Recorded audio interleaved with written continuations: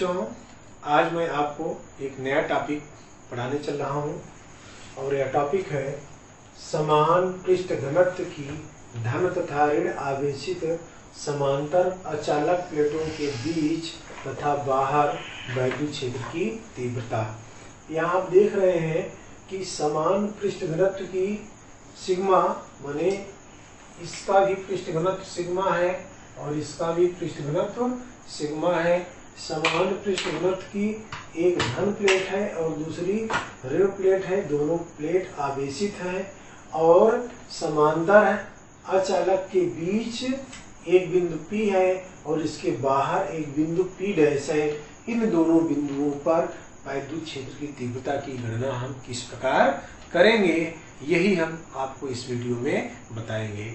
प्यारे बच्चों, आप ध्यान से देखें तो यहाँ पर दो बड़ी व समतल अचालक प्लेटें 1 और 2 हैं और ये धन तथा ऋणावेशित हैं। निर्वात व वायु में एक दूसरे के समांतर रखी हैं और इनके आवेश घनत्व सिग्मा है। इनके आवेश घनत्व क्या है? सिग्मा है। आवेशित चालक के किसी भी बिंदु पर वैद्युत क्षेत्र की तीव्रता हम इसके पहले आपको बता चुके हैं। किसी भी आवेशित चालक के किसी भी बिंदु पर, क्योंकि इसमें सूत्र में R नहीं होता है इसलिए इसकी त्रिज्या पर निर्भर या दूरी पर निर्भर नहीं करता है। अर्थात आवेशित चालक के किसी भी बिंदु पर वैद्युत क्षेत्र की तीव्रता E बराबर होता है सिग्मा अपान 2 एप्सिलॉन नॉट। अब यहाँ पर दो प्लेटें हैं 1 और 2 और इन दोनों प्लेटों के बीच एक बिंदु ले लिया गया है P और इस P बिंदु पर प्लेट एक धनावेशित के कारण वैद्युत क्षेत्र की तीव्रता E1 इस प्लेट से दूर माने इधर की ओर लंबवत, और इसी प्रकार ऋणावेशित प्लेट 2 के कारण वैद्युत क्षेत्र की तीव्रता E2 होगी जो सिग्मा अपान 2 एप्सिलॉन नॉट। अर्थात E1 भी सिग्मा अपान 2 एप्सिलॉन नॉट और E2 भी सिग्मा अपान 2 एप्सिलॉन नॉट होगा। क्योंकि ये दोनों प्लेटें एक ही मतलब एक वैद्युत क्षेत्र की तीव्रताएं दोनों एक ही दिशा में हैं, E1 और E2 समान दिशा में हैं, इसलिए बिंदु P पर दोनों प्लेटों के कारण परिणामी वैद्युत क्षेत्र की तीव्रता वेक्टर E बराबर या E बराबर E1 plus E2 equal to sigma upon 2 epsilon naught plus sigma upon 2 epsilon naught. अतः E बराबर हर जब समान होते हैं तो अंश जुड़ जाते हैं 2 सिग्मा अपान 2 एप्सिलॉन नॉट।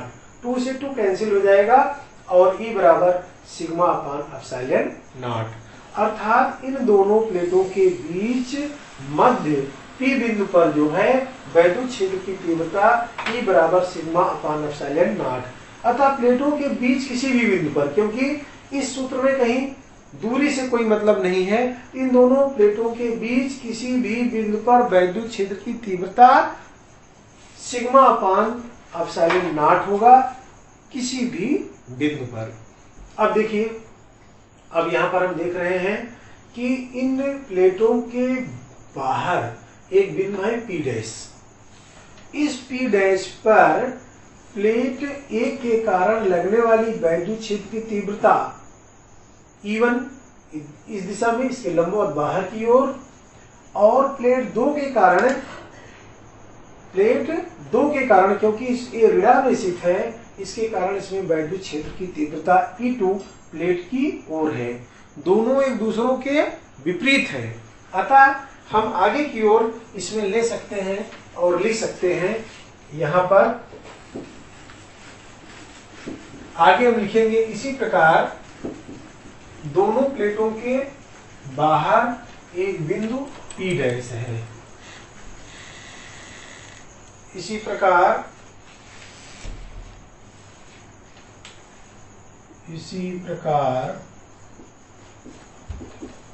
दोनों प्लेटों के बाहर एक बिंदु P' है जिस पर वैद्युत क्षेत्र की तीव्रता की गणना करनी है, जिस पर वैद्युत क्षेत्र की तीव्रता की गणना करनी है,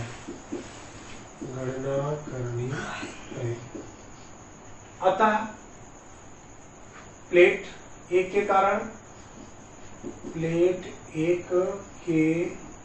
कारण वैद्युत क्षेत्र की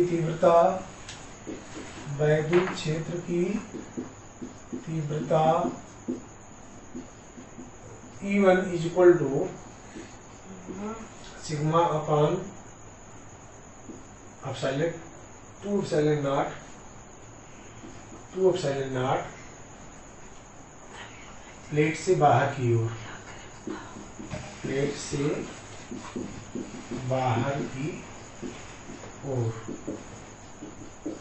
इसी प्रकार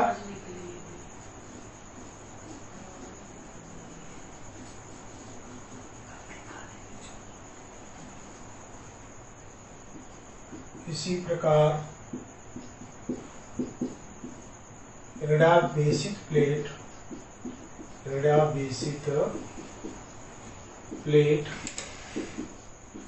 2 के कारण वैद्युत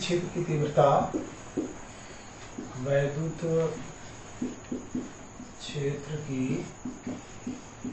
तीव्रता E2 बराबर sigma upon 2 epsilon naught plate की ओर।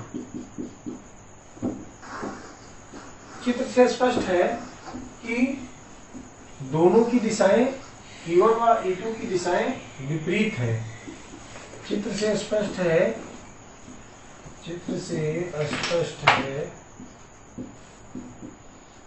कि E1 व E2 की दिशाएं विपरीत हैं,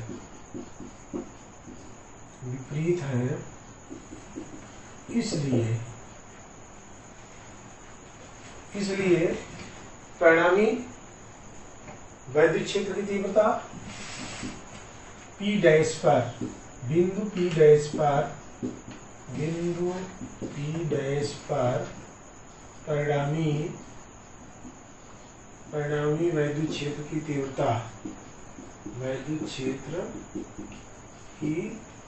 तीव्रता यहाँ देखें, P डैश पर वैद्युत क्षेत्र की जो तीव्रता प्लेट 1 के कारण है, E1 इस दिशा में है और प्लेट 2 के कारण E2 इस दिशा में, क्योंकि जब यहाँ पॉजिटिव चार्ज है तो A बाहर की ओर लगेगी तीव्रता और नेगेटिव चार्ज है तो नेगेटिव इधर की ओर लगेगी वैद्युत क्षेत्र की तीव्रता। क्योंकि दोनों स्थितियों में जो वैद्युत क्षेत्र की तीव्रता होती है वो ऋण प्लेट की माने प्लस से माइनस की ओर होती है। तो यहाँ पर A माइनस इधर है इस बिंदु से इधर की ओर और यहाँ पर इधर है तो इस बिंदु पर इधर की ओर, दोनों एक दूसरे के विपरीत दिशा में होंगे। इसलिए परिणामी वैद्युत क्षेत्र की तीव्रता E बराबर होगा E1 माइनस E2। अब परिणामी तीव्रता जब E1 माइनस E2 होगा तब यहाँ हम लिख सकते हैं E बराबर sigma upon 2 epsilon naught minus sigma upon 2 epsilon naught is equal to हो जाएगा E इज इक्वल टू 0। अब यहाँ आप देख सकते हैं कि इन प्लेटों के बाहर किसी भी बिंदु पर परिणामी वैद्युत क्षेत्र की तीव्रता E बराबर 0 होगी। इस वीडियो में सिर्फ इतना ही। धन्यवाद।